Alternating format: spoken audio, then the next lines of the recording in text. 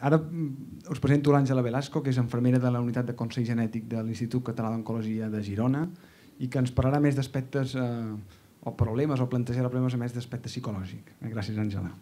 Primer de tot, agrair-vos la possibilitat de formar part de la primera jornada d'aquesta associació, que és una que jo ho veig com important, com persona i com professional de la salut, perquè crec que és molt i molt important aquest intercanvi entre els pacients, vosaltres i els professionals que estem treballant.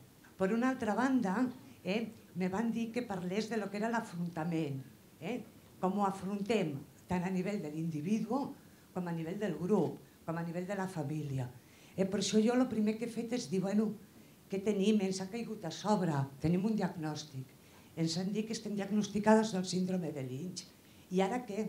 Perquè ara el que tenim és un interrogant molt gros, que és com un trencaclosques, aquella situació que nosaltres teníem ben posada i cadascú amb el seu lloc, i el pare aquí, la mare allà, els nens, els tiets, amb aquesta m'hi parlo, amb aquesta no m'hi parlo, tot això se m'ha canviat.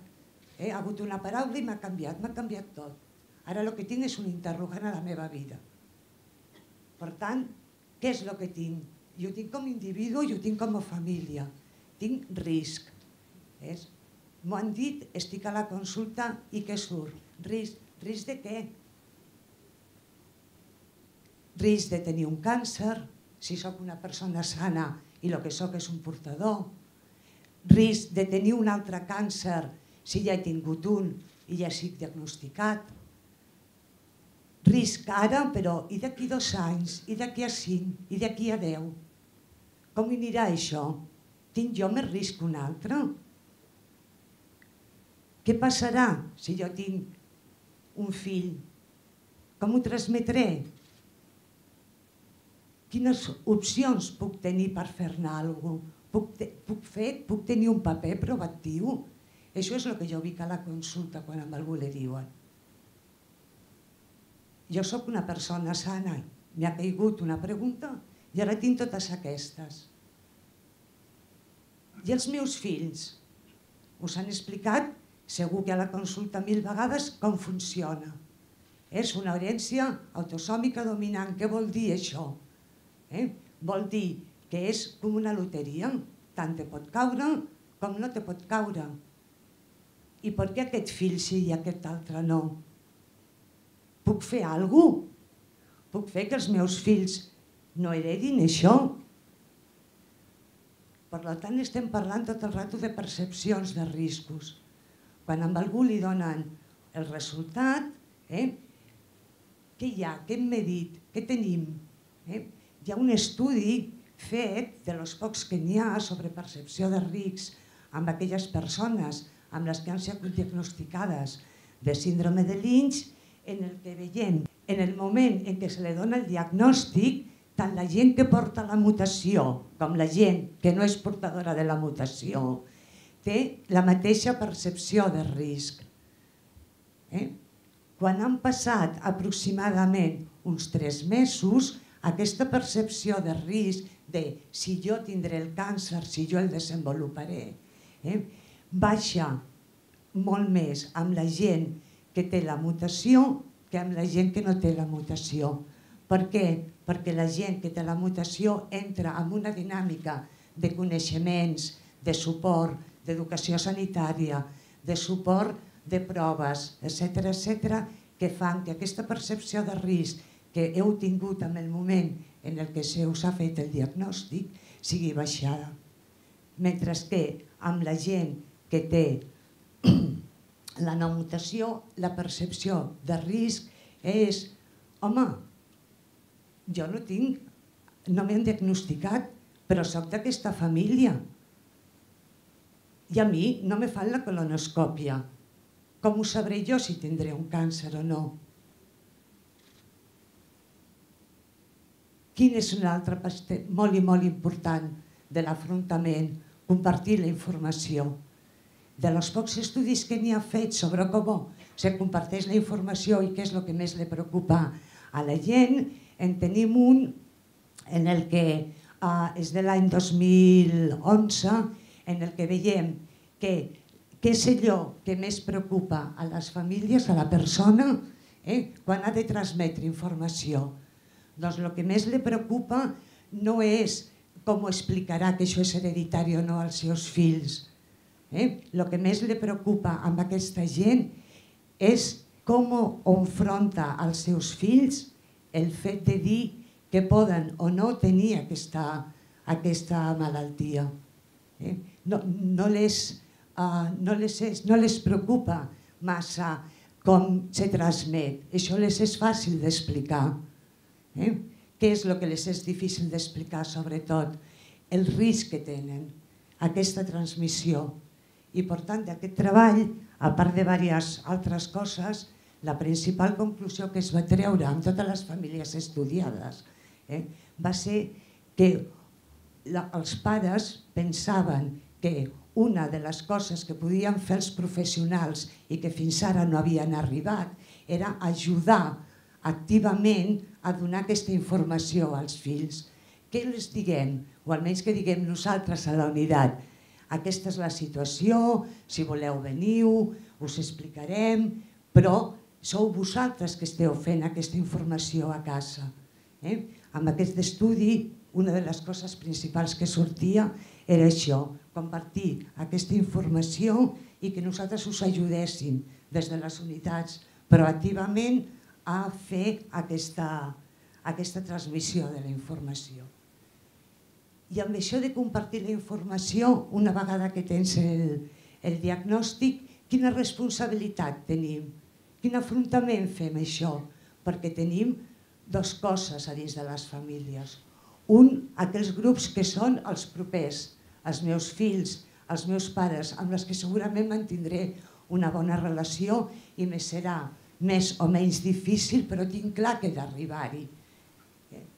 Però tinc un altre grup, i un grup molt important, que és el resto de l'entorn familiar, en el que moltes vegades el que tu tens són una sèrie de relacions que poden ser millor o pitjors i que poden fer que aquesta transmissió sigui més o menys fàcil.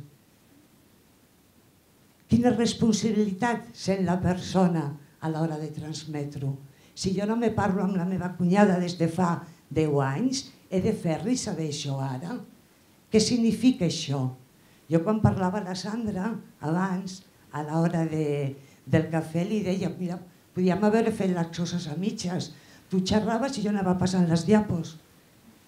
Perquè al final jo l'únic que he fet ha sigut recollir en 3 diapositives el que ja he explicat molt millor que jo. Quin és el vostre sentiment al llarg de tot aquest procés. Jo no tinc gaire res més a dir-ne. Per mi, l'important, el que jo veig com a afrontament a la unitat cada dia és que amb una persona moltes vegades sana, me sentiu? Amb una persona moltes vegades sana i algunes vegades amb diagnòstic i ha fet de càncer, li ve a sobre una paraula, soc portador de la síndrome de Lynch, que desmunta aquella realitat que té muntada i que d'alguna manera ha d'enfrontar-se a tornar a retomar la seva vida enfrontant aquesta realitat, amb el que això significa, tant a nivell d'afrontament personal, que dependrà molt de quines són les teves creences, els teus valors, la teva percepció personal de la situació i, a més, com ho comparteixes això amb tot el teu entorn familiar. I la responsabilitat que tu adquireixes versus a passar aquesta informació per les implicacions en salut que poden tenir amb altres familiars amb els que potser tu fa anys i panys que no t'hi parles. Jo per mi no n'hi havia res més, crec que l'important sou vosaltres perquè realment això que jo estic fent és el que teniu que fer vosaltres. Moltes gràcies.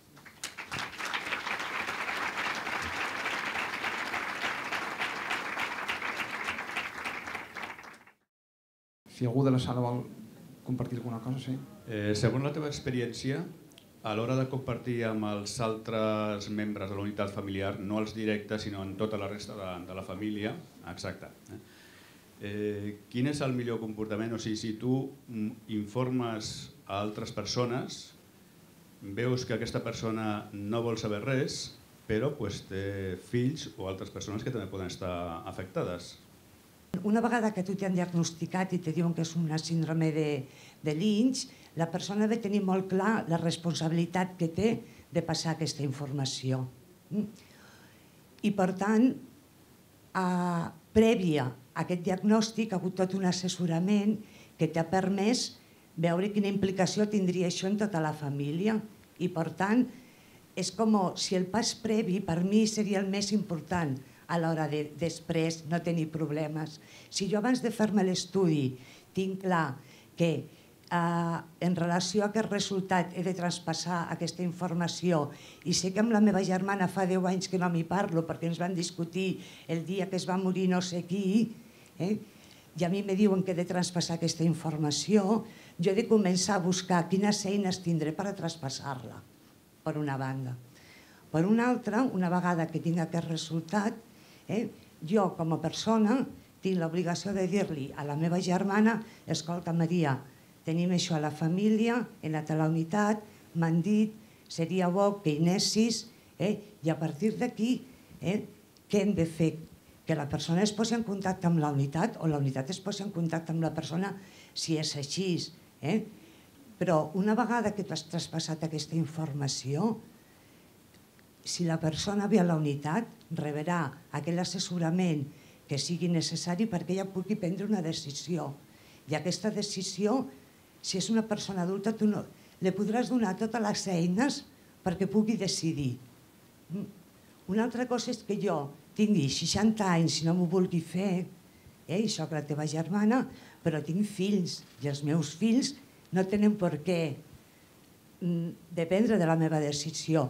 Per tant, no hi ha cap problema perquè si una persona no es vol fer aquest estudi però hi ha descendents seus que se poden beneficiar de fer-li, se'ls ofertarà naturalment l'estudi amb ells. Si jo tinc 5 fills i jo me faig l'estudi i soc portadora, es faran 5 estudis més. Si jo tinc 5 fills i no soc portadora, no es farà cap altre estudi. Per tant, no és un problema que dius aquests els farem i aquests no. No, té una lògica el fer-ho per generacions. Si jo soc portador, ho puc transmetre. Si no soc portador, no puc transmetre. Per tant, el fet que jo me'l faci és dir, aquí s'ha acabat i no tinc que sometre a una altra persona al fet de fer un estudi que, a veure, fer-le no és res, és una punxada, ja l'heu vist, és metre'n una mica de sang i ja està. Però tot estudi requereix un temps i aquest temps és un temps d'interrogació.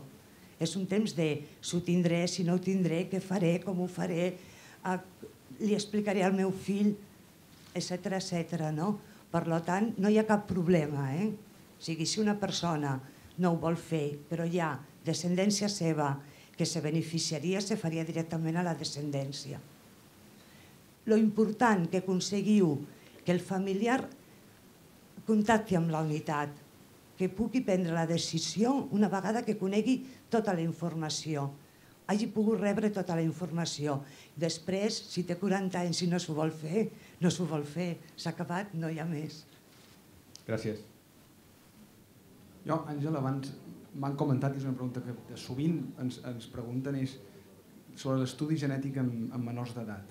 A veure si pots comentar alguna cosa que pot ser d'utilitat. Mireu, quan tu t'han diagnosticat d'una síndrome de Lynch, no t'han diagnosticat d'una malaltia, tu continues sent una persona sana, que és portadora de...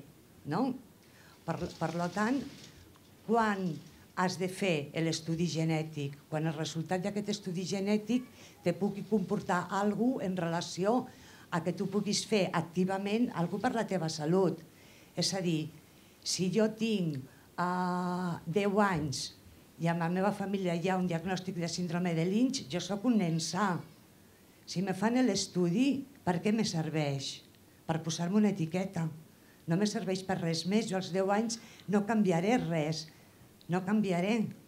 Els hàbits de vida saludables, ja els haurà canviat la família perquè ja té l'etiqueta de síndrome de Lynch. Per tant, aquest nen no se beneficiarà per res de fer aquest estudi. Quan has de fer l'estudi? Quan tu, en relació al resultat, comencis a fer alguna cosa activament en relació a la prevenció o al diagnòstic precoç. I això serveix per tots els estudis genètics. Si no, aquí Judit o Joan... Sí, d'acord amb el que diu l'Àngela, ho apliquem a pràcticament totes les síndromes hereditaris que predisposen a càncer, no? Excepte que avui se n'ha parlat una miqueta, per exemple, la poliposis familiar, que són síndromes que predisposen a càncer que poden aparèixer o es poden manifestar en edats més joves i que estigui justificat començar abans les mesures, en aquest cas la colonoscòpia o altres proves, no? Però d'entrada no som partidaris de fer aquests estudis genètics, tot i que el que també ens passa és que ens falta molt de coneixement sobre com això podria afectar també positivament a l'hora d'adquirir aquests hàbits de vida més saludables, no? I jo crec que si algun dia tenim més dades d'això, potser sí que llavors podrem recomanar fer aquests estudis amb menors d'edat, no? Però en aquest moment no ho estem recomanant. A tot això que us hem dit és a dia d'avui i amb els coneixements actuals. És a dir, perquè tot el que diguem pot una mica canviar en relació a altres coneixements que adquirim.